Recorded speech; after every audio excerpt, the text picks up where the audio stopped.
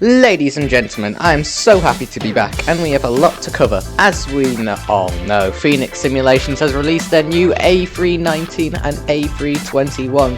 Both aircraft will be equipped with the CMF-56, and you can have the option of fitting the IAE, get ready for this long bit, V2542-A5 for the A319, or the IAE V2533-A5 for the A321.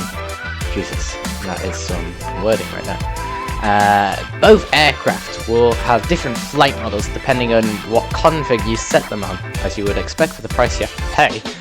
I'm glad to say though that all the engines sound different from one another, showing us the mass amount of TLC that has been put into this plane.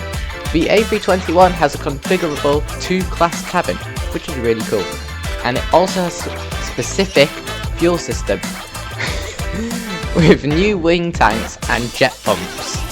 I have no idea what that means or how it affects your flight.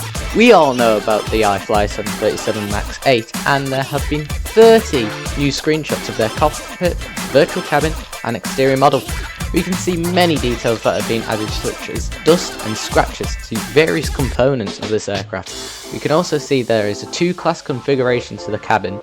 This is shaping up to be a beautiful addition to the flight simulator, but it begs the question, is it worth getting? With the upcoming Microsoft Flight Simulator 2024 and the MAX 8 which will come with it, it's difficult to justify buying this plane.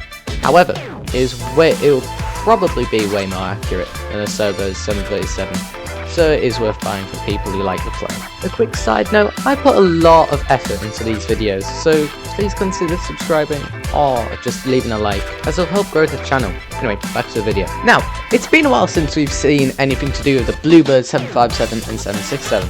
In the image we can see the EFB, or the electronic flight bag, will be put on the 757 and probably the 767. Their aim is to make one of the best EFBs on the market, and it certainly looks like it will be.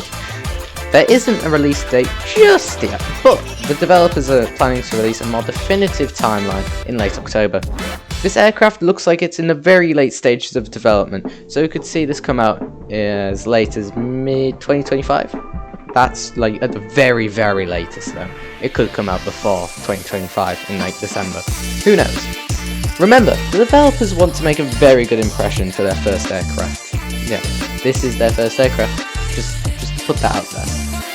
We also saw that the early development had started on the 767.